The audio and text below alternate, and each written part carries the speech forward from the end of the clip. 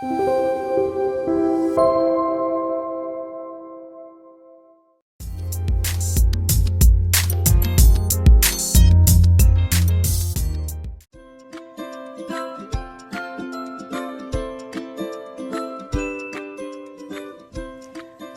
안녕하세요. 정원입니다. 최근 한국에선 근로자 사망 사고가 잇따라 발생하면서 노동 환경에 대한 조사가 이루어지고 있는데요. 그렇다면 여러분은 근로자의 권리와 의무에 대해서 얼마나 알고 계신가요? 오늘도 법률 전문가이자 토론토 총영사관 자문 변호사이신 조지현 변호사를 모시고 온타리오주의 근로기준법과 노동법에 대해서 보다 자세히 알아보도록 하겠습니다. 안녕하세요. 예, 안녕하세요. 네, 얼굴이 네. 더 좋아지셨어요? 예, 감사합니다. 네, 온타리오주에는 저희가 살고 있는 온타리오주에는 근로기준법이 온타리오에 살고 있는 모든 근로자에게 적용이 다 되는 건가요? 저 Employment Standard 네. Act라고 이제 노동 기준법이 있는데요. 네. 이제 최근에는 2019년 1월 1일 날 다시 한번 재제정이 됐습니다. 그렇지만 네. 이제 그 근로기준법이 적용이 안 되는 몇 가지 직업군이 있으세요. 아, 그래요? 첫 번째로는 이제 저희가 흔히 알고 있는 자영업자들, 이 Ontario Employment Standard Act에서 기준이 안 된다고 보시는 분들이 있어요. 네. 그래서 그걸 좀 악용하시는 분들이 가끔 있거든요. 네. 이제 뭐 예를 들어 네일 살론에서 일하시는 분들이라든지 네. 특정 직업군들이 많은 분들이 그냥 피스밀 워크이라 그래서 하시는 만큼 돈을 주기 때문에 우리는 이 노동법을 적용하지 않는다라고 하시는데 그건 조금 잘못 알고 계신 어떤 그렇군요. 기준이고요. 네. 이 사람이 근로자인지 아닌지는 페이를 어떻게 받느냐의 기준이 아니라 이 사람의 일이 근로자의 기준으로 일을 하고 있느냐. 예를 들어 한 군데서 일을 하고 있고 네. 그다음에 돈을 받는 고용주가 한 사람이고 이럴 경우에는 네. 아무리 자영업자라고 세금 신고를 하신다 해도 근로기준법에는 근로자로 적용이 되세요. 그렇군요. 네, 그래서 네네. 좀 조심하셔야 되는 부분들이 없지 않아 있고요. 네. 두 번째로는 이제 연방 정부에서 일하시는 분들은 네. 온타리오 주에서 일을 하고 있다 하시라도 레이버 코드, 캐나다 레이버 코드에 적용이 되세요. 그러니까 이런 분들 이제 보통 보시면 예를 들어 캐나다 포스트에 일하시는 분들이라든지 네. 아니 연방 정부에서 서비스 온타리오 일하시는 분들이라든지 아니면은 또 특별한 직업군들이 있으세요. 그러니까 네네. 노동조합이 있으신 분들, 네. 항공, 운수 뭐 이런 교통권에 계신 있으신 분들은 또 그 근로기준법 Employment Standard Act가 아닌 노동법이 적용이 됩니다. 캐나다 레이버 코드가. 그래서 그런 분들은 또 저희가 오늘 얘기하는 범죄에서는 조금 벗어나실 수도 있어서 따로 그분들에 대해서는 또 적용되는 법들이 있습니다. 네, 그러니까 적용 범위 자체가 조금은 차이가 있겠군요. 예, 맞습니다. 네. 예. 그러면 저희가 보통 이제 근무 시간이 사실 뭐 일주일에 40시간이다, 뭐 44시간이다 말들이 많은데 근무 시간에 대한 규정에는 어떤 것들이 있죠? 그러니까 이제 많은 분들이 그러면 네. 도대체 풀타임이라고 하는 근무 기준은 뭐냐라고 그러니까요. 이야기하시는데요. 네. 법적으로는 30시간 이상을 하시면 풀타임입니다. 아, 그래요? 예, 꼭 그렇습니다. 40시간을 채우지 않아도요? 꼭 40시간을 채우지 않아도 주 30시간 이상을 일을 하시면 법적으로는 풀타임으로 일하신다고 볼 수가 있어요. 네. 그런데 이제 그러면은 그게 이제 lower end가 30이라고 하면 미니멈이 네. 30이라면 도대체 맥시멈은 뭐냐? 그렇죠. 제가 아까 조금 전에 시작할 때 말씀드린 대로 2019년 1월 1일 날 법이 제정이 네, 됐다고 말씀드렸잖아요. 네네, 조금 더 개정이 바뀌었다고. 됐고, 네. 이게 이제 2017년 이전 법으로 돌아갔어요.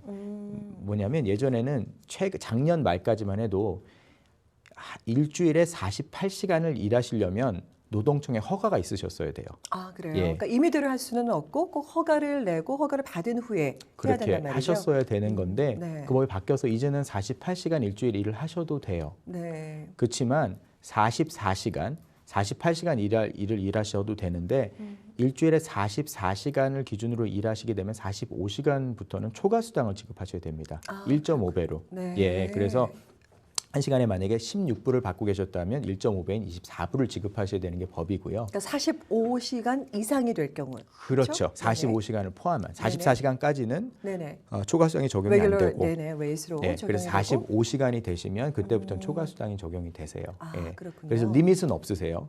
그 대신 저희가 이제 중요하게 생각하는 거는 브레이크를 주셔야 되는 거예요. 그래서 5시간 기준으로 했을 때 네. 5시간에 30분씩의 뭐 커피 브레이크를 주시든지 아니면 런치 브레이크나 뭐 그 밀을 드실 수 있는 브레이크를 주셔야 되는데 그거를 만약에 30분을 다 안 쓰시다 그러면 30분, 30분, 15분, 15분을 나누실 수도 있고요. 아, 네. 그다음 만약에 너무 바빠서 점심시간을 못 쓰시는 인플로이 간에서는 원래 그거는 돈으로 다시 재환산을 해서 주셔야 되는 게 원래 법입니다. 아, 그러니까 예. 근로자가 가지는 권리겠네요. 그렇죠. 그렇죠? 예. 아, 알겠습니다. 그러면 이제 반대로 그러니까 고용주가 그러니까 초과 근무를 근로자에게 요구할 수가 있나요? 만약에 근로자 입장에서는 원하지 않는데 예. 그런 경우는 어떻죠? 초과 근무를 요청을 할 수 있는데 네. 거절한다 그래서 해고에 그게 소지가 되거나 아니면 고용을 하지 않는 것이 소지가 될 수는 없습니다. 그건 네. 옵션이지 강요할 수는 없는 부분들이에요. 아, 예. 그러니까 꼭 이제 회사 측에서는 이게 필요하다라고 생각은 하지만 요청을 할 수는 있지만 만약에 근로자 측에서는 내가 할 수 없는 상황이다라고 했었을 때는 꼭 네, 그거를 받아들일 이유는 없는 거네요. 예. 그거 말씀하시면 제가 이제 혹시 네. 저희가 다루지 못할 수 있어서 미리 말씀을 드리는데요. 이제 네. 이 초과 수당에 대해서 그 시간 환산이 조금 방법이 두 가지가 있습니다. 무슨 얘기냐면 네네. 그 근로 시간을 만약에 44시간을 이후를 일을 하셨어요. 네. 그러면 근로자는 44시간 일을 일하셨을 때 그 시간을 초과 수당으로 받으시든지 아니면 휴가로 받으실 수가 있어요. 예, 그 시간만큼을 네네네. 페이드 베케이션을 받으실 수가 있는데 그 페이드 베케이션을 받으시려고 하시면 계약서상으로 원래 본인들이 1년 안에 그걸 써야 된다는 명시가 없을 때는 법적으로는 3개월 안에 쓰셔야 되는 거예요. 아, 만약에 그래요? 오늘 오버타임을 휴가 하셔서 하루를 쉬실 수 있는 시간이 생기시면 만약에 계약서가 그거에 대해서 언제 써야 된다라고 만약에 그거에 대해서 명시가 안 돼 있을 경우에는 오늘부터 3개월 안에 쓰셔야 되는 거예요. 아, 그래요? 예. 그러니까 나중에 미뤄서 쓸 수는 없겠군요. 그렇죠. 아, 근데 이제 네. 많은 그 고용주들이 하고 싶은 게 뭐냐면 이번 주에는 30시간 일하고 다음 주에는 48시간 일하고 이렇게 되면은 이번 주엔 풀타임 일했는데 다음 주에는 솔직히 오버타임이 꽤 많이 되는 그렇죠. 거잖아요. 50시간을 네네네. 일하든지. 네. 그래서 이 계산법을 이제 조금 고용주 입장에서 하면 에버리지를 내려고 하는 그 그렇죠. 법이 있어요. 전체. 그렇죠. 네네. 그래서 4주 기준으로 했을 때 그걸 에버리지를 내서 오버타임이 있느냐 없느냐를 보는데 그 계산법을 적용하고 싶을 때 그거를 yes or no를 할 수 있는 거는 원래는 고용당하는 피고용인의 입장에서 네네. 저희가 결정을 할 수 있는 건데 근로자가 아, 결정을 할 수가 그래요? 있는 거고요. 네. 그걸 강요할 수는 없어요 법적으로는. 아, 그러니까 그렇구나. 서로 쌍방의 동의하에 그렇게 하실 수 있다 그러면 오케이.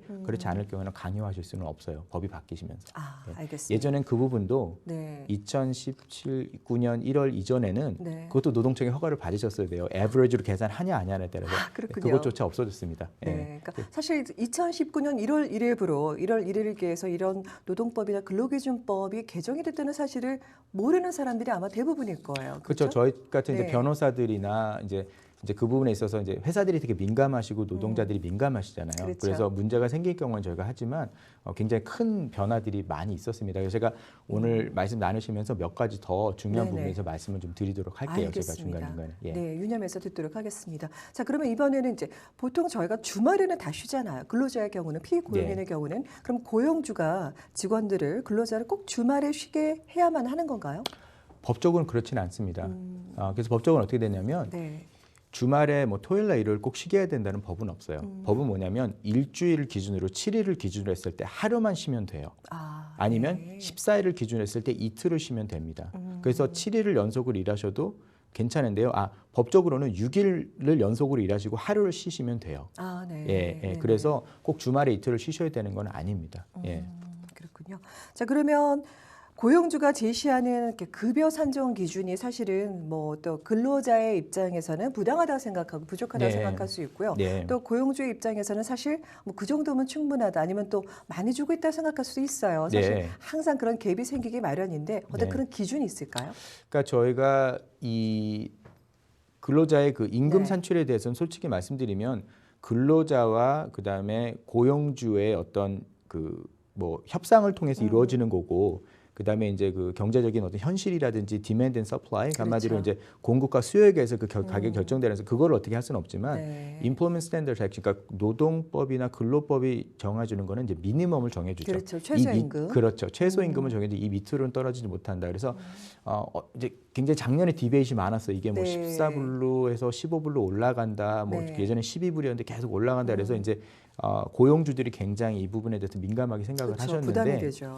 그래서 많은 분들이 15불로 올라간다고 생각을 네. 하시는데 15불로 올라가지 않았습니다. 실질적으로는 14불이고요. 현재는 네, 온타리오주는 아직은. 미니멈 웨이지가 14불이고요. 그 다음에 2020년에 올린다는 건 아니고요. 리업저스를 하기로 했어요.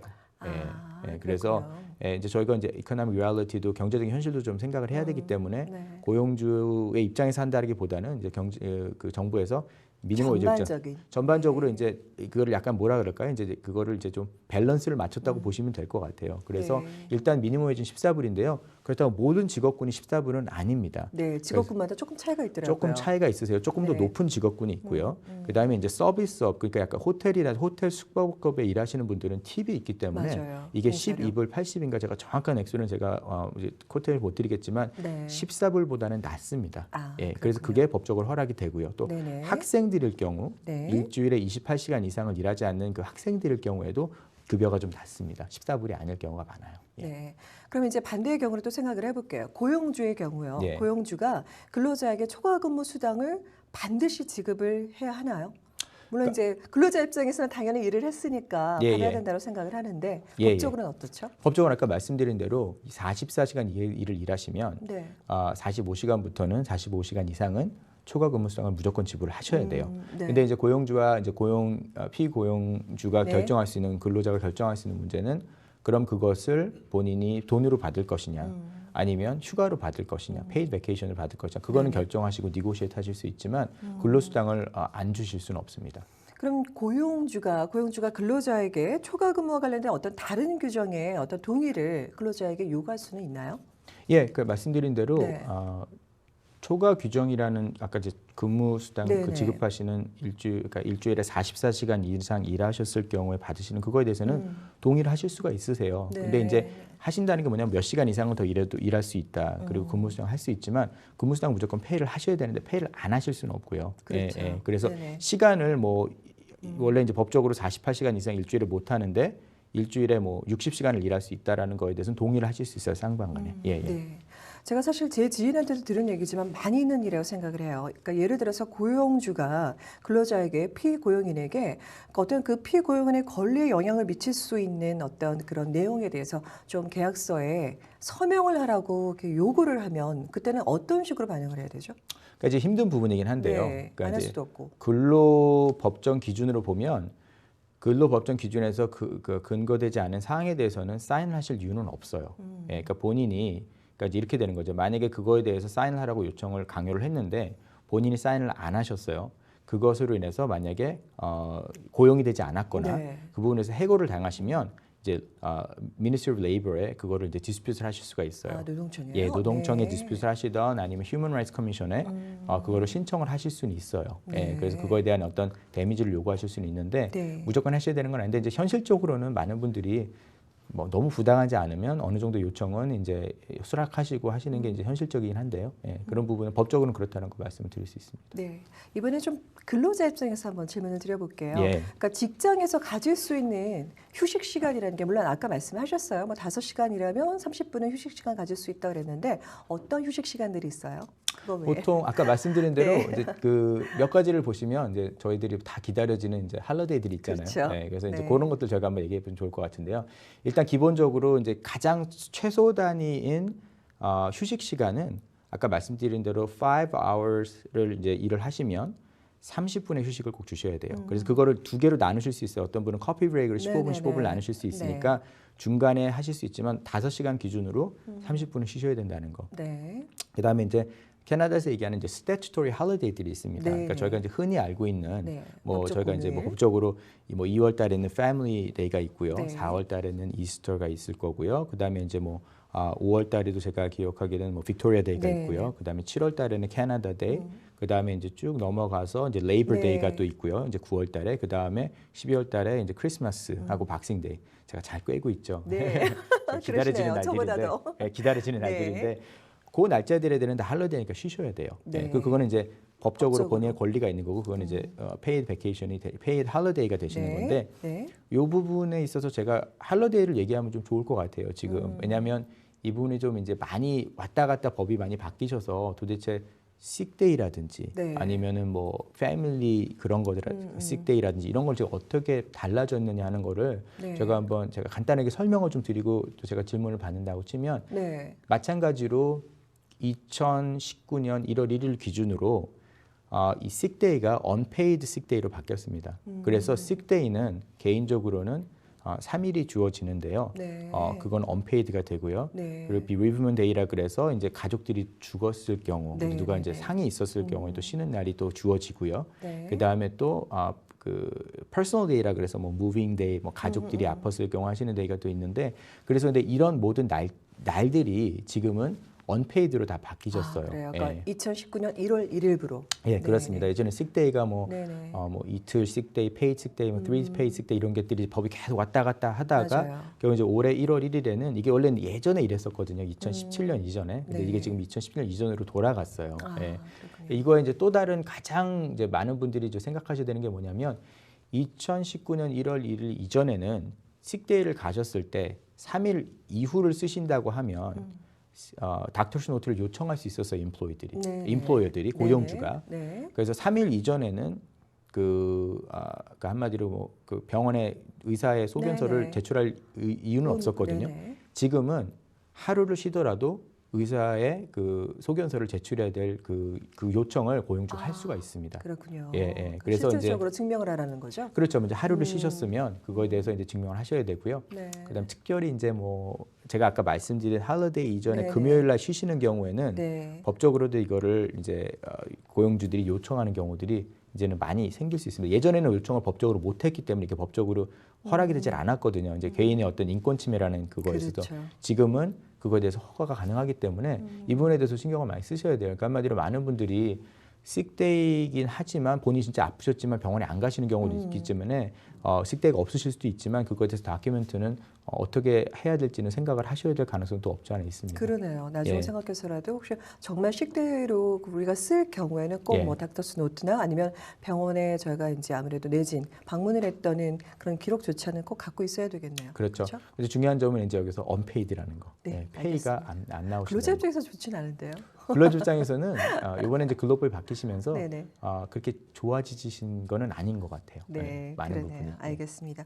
그러면 사실은 제일 많이 궁금해들 하실 것 같은데 휴가는 사실 예. 휴가는 다 있잖아요. 예, 예. 1년 이상 근무하는 경우에 며칠. 근데 예. 휴가는 어떻게 저희가 사용할 수가 있는 건가요? 근로자 입장에서. 근로자 입장에서 네. 일단 기본적으로 근로기준법에 의하면 1년을 일을 하셔야지만 휴가를 가실 수 있어요. 네. 1년을 일하지 않으시면 휴가를 가실 수가 없습니다. 네. 그래서 이제 그러니까 처음 일한 날짜를 기준으로 해서 12개월을 일을 하셔야지만 그때부터 휴가가 이제 인타이먼트가 생기시고요. 네. 그다음에 이제 휴가는 저희가 보통 이제 5년을 항상 기준으로 합니다. 5년을 기준으로 5년 미만 일하신 분들은 1년에 2주 페이드 베케이션이 있고요.